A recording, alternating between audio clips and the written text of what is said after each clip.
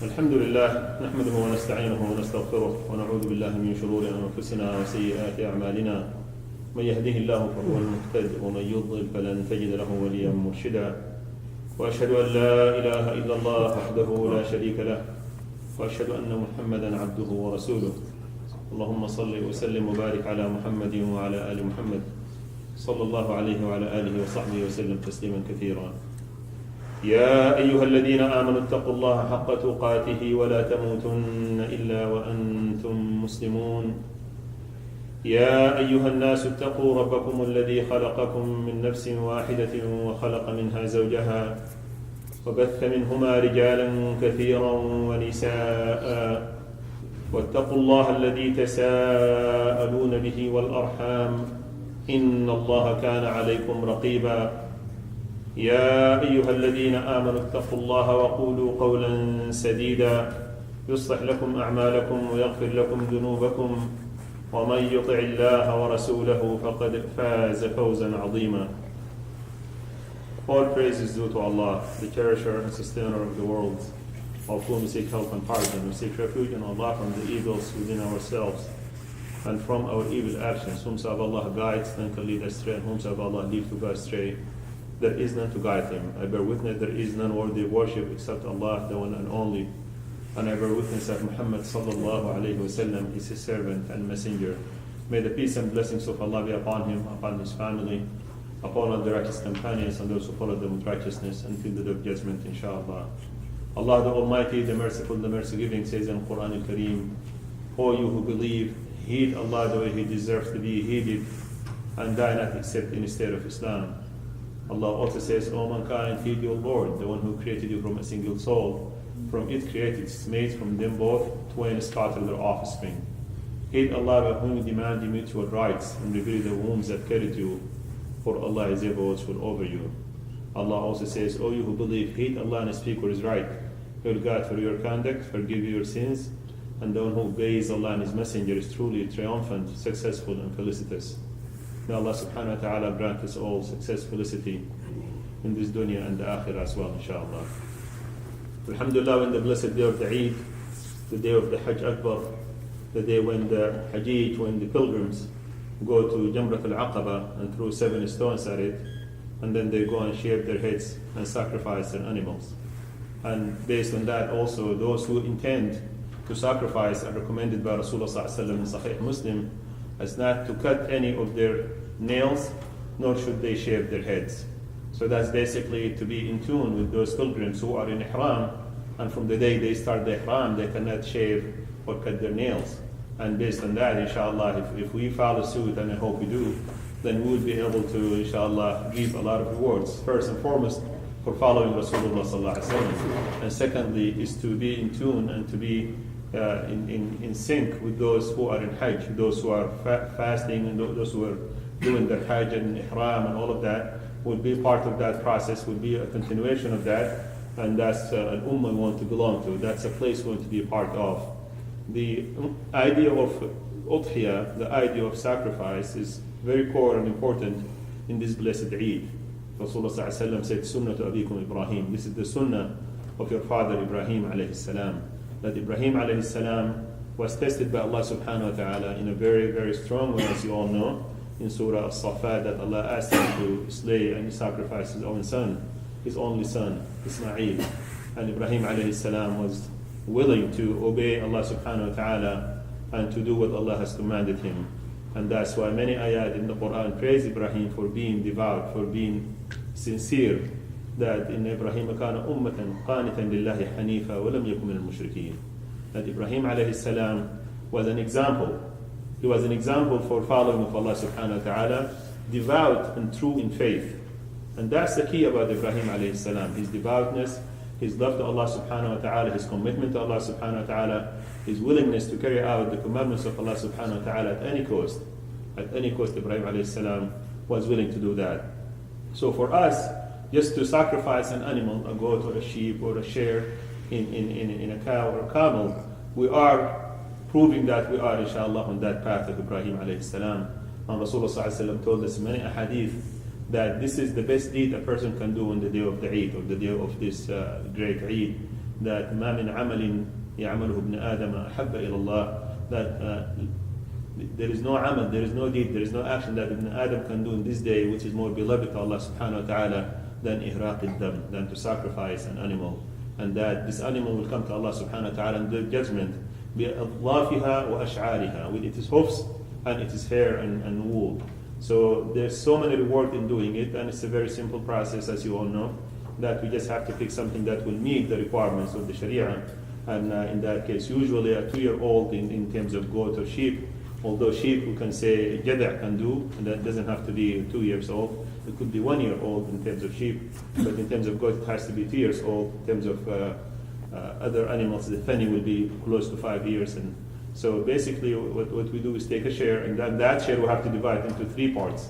1/3 you can keep for yourself, and 1/3 you give to yahdihi, or to give it as a gift to friends and neighbors and relatives, and 1/3 to give it out to those who are in need. And according to Imam Abu Hanifa, that ما كثر منه العطاء, whatever you give more of, كان أفضل, it is better. So if you can afford to give half of it, that's even better than giving 1/3 of it. And the idea is giving, the idea is sharing, the idea of providing to people something that is really a delicacy, something that's a commodity that everyone can find and purchase and buy. So in the day of the Eid, you can give people lots of meat that they may not otherwise afford to buy. And that's the idea of some of the fuqaha, apart from Malik, they prefer a bigger animal.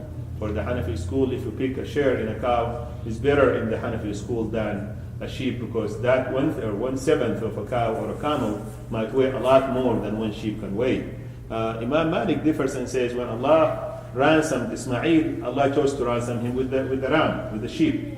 And that's why he holds that sheep has importance in it and has value, and it is more resembling what Allah subhanahu wa ta'ala have chosen to ransom Ismail with, which is also a valid point, knowing that all the fuqaha say Allah chooses for his prophets, including our sallallahu alayhi wa sallam Muhammad, the best of the conditions. Meaning whatever Allah had chosen for them to do, there is nothing better than that. You cannot outdo that. And some of the example goes in that regard is that when Allah subhanahu wa ta'ala could have ransomed Ismail with an ox, or with a cow, or with a camel, or with any other animal, this is for Allah subhanahu wa ta'ala be, and it is. There isn't any effort or any difficulty, but Allah have chosen to ransom him with the ram, and that's why the Maliki are very adamant about the value and the benefit of sacrificing a ram. Inshallah, whatever you choose to do, please, in these days, blessed days, make an effort to sacrifice. Make an effort to sacrifice an animal. And going with the idea of Imam Abu Hanifa that the more shares you give, the better, then ideas like there are many Muslim organizations, I'm not going to name any, but some of them, they go and do the udhiyah for you in Indonesia, in some for Myanmar refugees, people who have been driven out of their homes, basically with their clothes on their backs, nothing else. So in a day like this, if we can afford to give them something from their brothers, they all know the udhiyah, that are Muslims, so it will be good, inshallah, if we can maybe afford to do it here, and also choose to sacrifice in Indonesia or in Bangladesh for those Myanmar refugees, or any other refugees. We have Syrian refugees in Jordan, in Lebanon. There are so many organizations that if you just Google refugees or udhiyah or sacrifice for refugees, they can give you the options. So all over the place, whether it is in Asia or Africa or any place in the world, you will be able to make that sacrifice really be of value to so many Muslims, inshallah. But inshallah, if we can do it, please do it. Do it locally, do it overseas, or do it either one or both of them. Whatever you can do, please do. But I do encourage that we all try to sacrifice in this day and not let it pass, except if we have a reason not to. The days for that, according to Imam al-Shafi'i, and I think that's the most lenient opinion, is you can do it until the end of the days of Tashriq, which is tomorrow is the first day of Tashriq, the 11th of Dhul Hijjah. The second day of Tashriq is Sunday, the 12th of Dhul Hijjah. The third day of Tashriq is Monday, which is the 13th day of Dhul Hijjah. All these 3 days we can make takbir after salawat, and of course on Monday it ends with Asr, because Asr is the end of the day. Once Asr is over, that day is over. When Maghrib comes, it's no longer the night of the 13th, as you all know, it will be the night of the 14th. So days of Tashriq will be over. But if we can sacrifice within those days, from now until the Asr of Monday, that will be great, inshallah. Or if you can call someone, or have someone sacrifice on your behalf somewhere else, please try to do that. And ihtasib al-ajr inda Allah subhanahu wa ta'ala. hoping that this is for the sake of Allah, this is in the following the sunnah of Rasulullah sallallahu alaihi wasallam, but also the sunnah of Abina Ibrahim alayhi salam. That's one thing that I would like for us, inshallah, to consider. This is the basic idea that I spoke about earlier also in the khutbah, that as believers we are required at all times to inquire what did Rasulullah ﷺ do in similar situations. What did Rasulullah ﷺ do when it came to the udhiyah? We all know from reports that he made udhiyah not only with one, but with two rams, one for his family and one for the whole ummah of Muhammad sallallahu alaihi wasallam. So he did practice this aspect.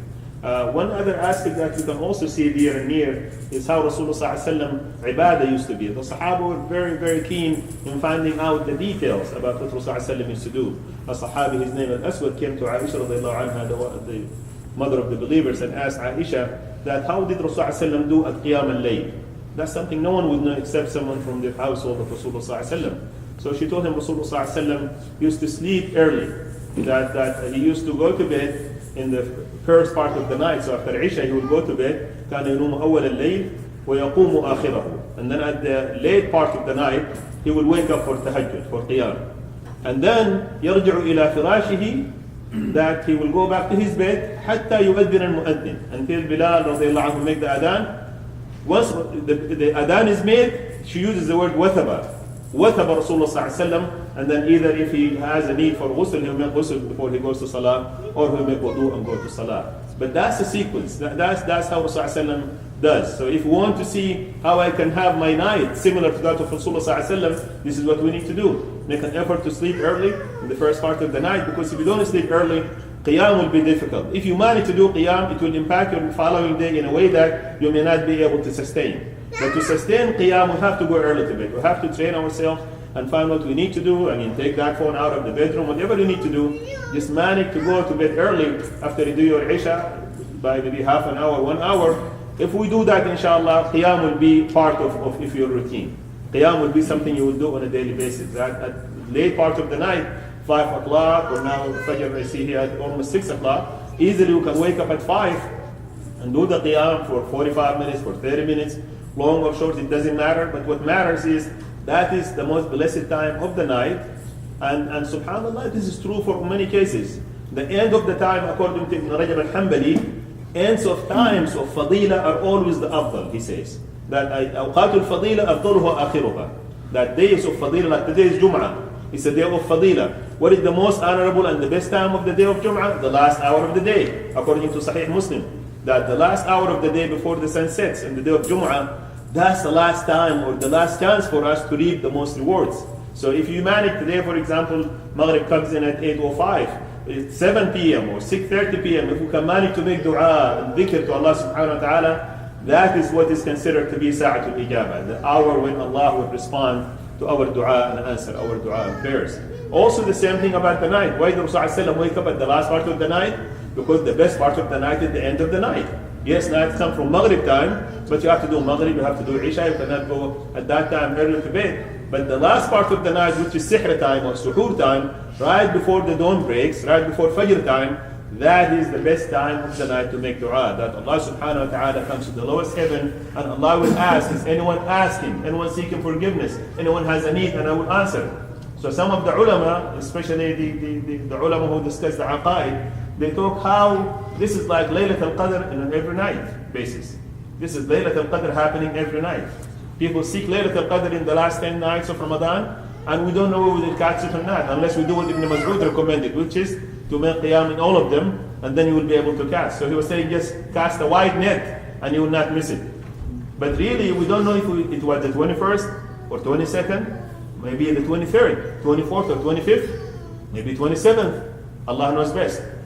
But we know for certain, according to Hadith Sahih, that Allah every single night, at Sihr times, Allah subhanahu wa ta'ala comes to the lowest heaven and asks, anyone asking, هل من داع, هل من مستغفر, هل من سائل.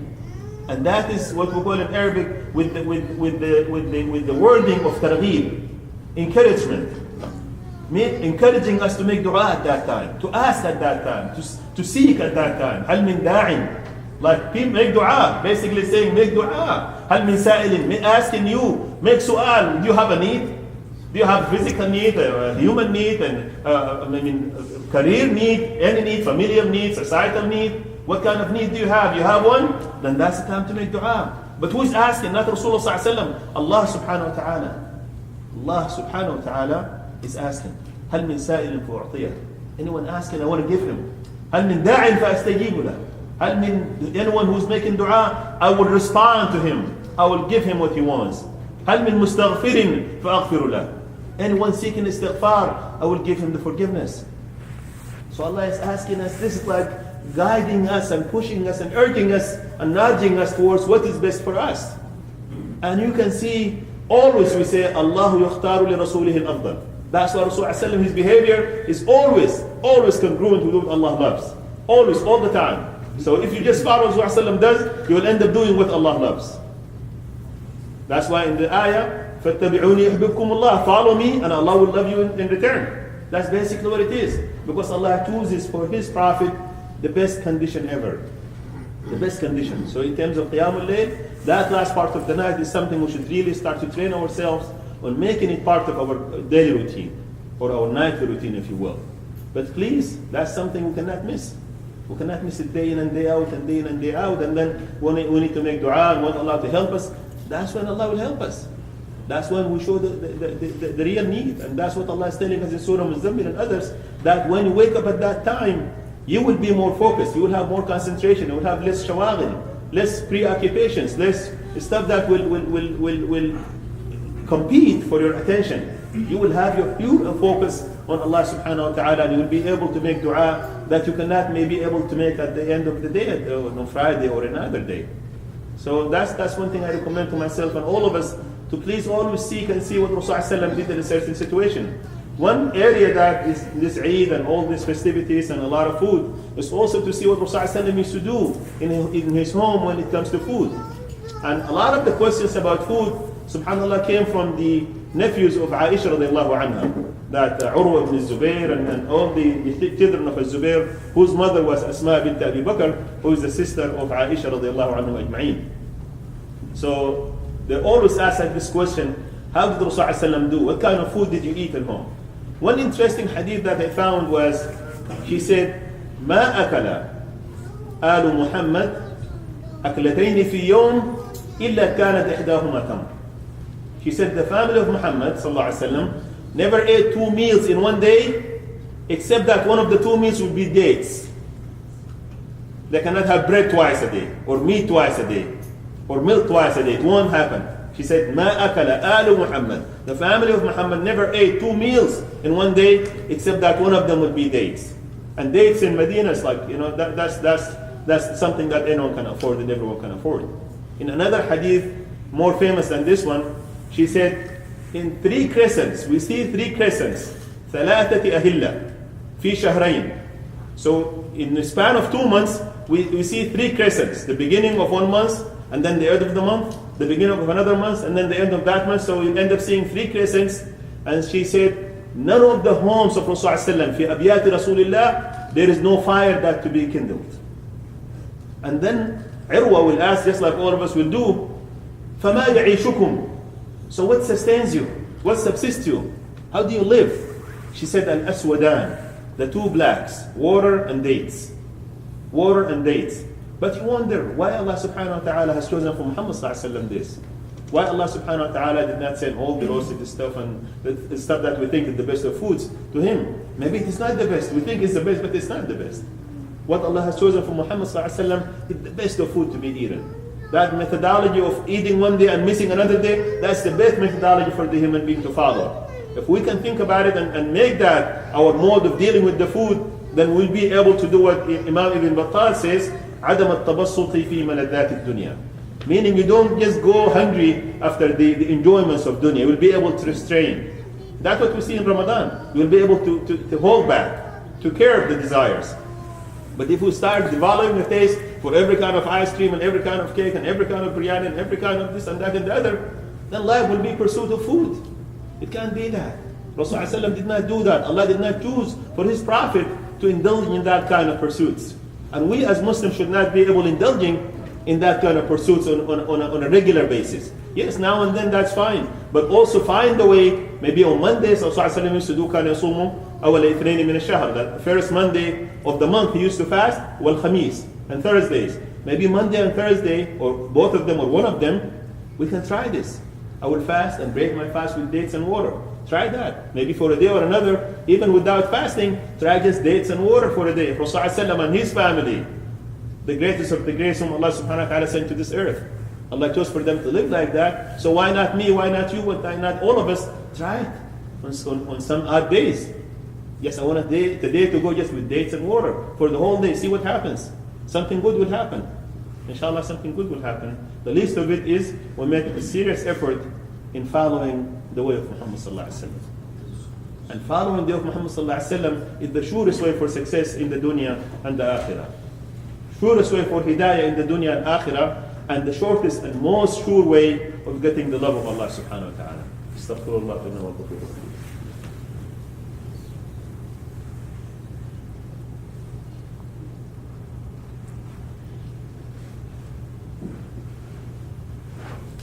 الحمد لله نحمده ونستعينه ونستغفره ونعوذ بالله من شرور انفسنا وسيئات اعمالنا من يهده الله فهو المهتد ومن يضلل فلن تجد له وليا مرشدا واشهد ان لا اله الا الله وحده لا شريك له واشهد ان محمدا عبده ورسوله اللهم صل وسلم وبارك على محمد وعلى ال محمد. One more question that one of the Sahaba asked about Rasulullah sallallahu alaihi wasallam was, what was his akhlaq, his conduct with his family? And she said Rasulullah sallallahu alaihi wasallam had the best kind of akhlaq. لم يكن فاحشا ولا متفحشا. He avoided any foul words and harsh words. He will not use words that are harsh or foul in nature. That Rasulullah ﷺ was very choosy about what kind of words he will use. Meaning, us as believers and followers of Rasulullah ﷺ will have to be careful what kind of words we choose. It doesn't mean someone just pushed me or found my pet peeves or whatever. It does not give us grounds to use wrong words or bad words or words that are not appropriate. Our Rasul ﷺ did not do that. At any condition, he will not use words that are not right to be used, or too harsh to be used, or too shameful to be used. So that's one thing also we can train ourselves into doing, and then our children will see us do that and they will follow suit. And that's how the deen of Allah subhanahu wa ta'ala continues generation after generation. One other thing she mentioned that I found to be interesting is that Rasulullah ﷺ لا يجزي السيئة بالسيئة. That when people do wrong to him, he will not respond in wrong. He will not respond in kind. That's something we developed in this world, that you always respond in kind. When people say something wrong, then you do the same wrong to them, maybe doubled or tripled. Rasulullah did not do that. He broke that cycle of evil. لا يجزي السيئة بالسيئة. No way. ولكن يعفو ويصفح. She continues. But he used to forgive and forget. He used to move on. But he will not be, because basically if you allow the tit for tat, you are letting the person who is irritating you or wronging you or want to upset you, you are letting them become your example. You are making them your example. If someone just comes and attacks me or you or says something wrong and I just did the same thing back to them, they are becoming my example without knowing it. While following their suit. They choose the wrong word, I choose the wrong word. They say something good, then what is that? We cannot do that. We have our own deen, we have our own akhlaq, we have our own manners, we have our own history. You cannot let anyone, you don't know where they come from, what kind of background, what kind of anger, or whatever they're dealing with, you cannot allow them to take the place of Rasulullah ﷺ. Because that's basically what they do. If we let them lead us and say what they want, and then we just follow suit and become tit for tat, then where is that deen? Where is that akhlaq? Where is that education? Where is that history? Where is that love of Rasulullah ﷺ? That's when it should come out. That when people push your buttons and you still insist on following the way of Rasulullah ﷺ, that is following Rasulullah ﷺ. When people use wrong words or make sayyah to you or wrong you, and you, yes, you defend yourself, you push back, but you are not doing the same sayyah as they did. You are not using the same wrong tactics they used. You are saying, no, I can't do that, this is wrong, let's not do that, let's find a way to resolve this. We're not saying acquiesce and accept any wrong that comes your way, no. Push back and say, no, this is not right, it shouldn't be done this way, but do not go to the level of the person who comes your way and may not know about Rasulullah ﷺ. That person may not even know who Rasulullah ﷺ is. So they don't know what a better way of behavior to do. We do, alhamdulillah. But knowing is one thing, doing is another thing. Knowing is one thing, and doing is another thing. But at the end, we need to practice. We need to do the amal. Al-ilm is important. فَعْلَمْ أَنَّهُ لَا إِلَهَ إِلَّا اللَّهِ. Know that there is no ilah, no God except Allah. And there is amal with it. وَاسْتَغْفِرْ لِذَنْبِكَ وَلِلْمُؤْمِنِينَ وَالْمُؤْمِنَاتِ. So turn to Allah in istighfar, in tawbah. So knowing by itself will not do. But knowing coupled with doing, that is the way. That's the way of Rasulullah. May Allah subhanahu wa ta'ala give us the knowing and the knowledge that will help us to draw closer to Allah subhanahu wa ta'ala, to know Allah subhanahu wa ta'ala better, to appreciate His sifat, to follow His sifat, to do what is right by Him subhanahu wa ta'ala, to be able to please Him in all that we do, all that we don't, and also to be able to follow the way of Rasulullah sallallahu alaihi wasallam in a way that will be inshallah helpful to us in this dunya and helpful to us in the akhirah, and will win us His shafa'at in the day of judgment inshallah. Allahumma a'inna ala dhikrika wa shukrika wa husni ibadatik. Allahumma a'inna ala dhikrika wa shukrika wa husni ibadatik. Allahumma a'inna ala dhikrika wa shukrika wa husni ibadatik. اللهم أرنا الحق حقا وارزقنا اتباعه وأرنا الباطل باطلا وارزقنا اجتنابه. اللهم أرنا الحق حقا وارزقنا اتباعه وأرنا الباطل باطلا وارزقنا اجتنابه. اللهم أرنا الحق حقا وارزقنا اتباعه وأرنا الباطل باطلا وارزقنا اجتنابه. ربنا اغفر لنا لوالدينا ولأزواجنا ولذرياتنا ولإخواننا ولأخواتنا ولكل من له حق علينا ولجميع المسلمين. ربنا اغفر لنا ولوالدينا ولأزواجنا ولذرياتنا ولإخواننا ولأخواتنا ولكل من له حق علينا ولجميع المسلمين. ربنا اغفر لنا ولوالدينا ولأزواجنا ولذرياتنا ولإخواننا ولأخواتنا ولكل من له حق علينا ولجميع المسلمين. Oh Allah, forgive us, Allah help us to remember you right and to thank you right and to worship you with the ihsan. Oh Allah, show us the falsehood that's set and help us to stay away from it and shun it. And show us the truthfulness that's set and help us to stay with it and be part of it. Oh Allah, forgive us, forgive our parents, forgive our spouses, forgive our children, forgive our brothers and sisters, forgive all those who have rights on us, and forgive all the Muslims, Ya Allah. Wa sallallahu ala nabiyyina Muhammadin nabiyyi wa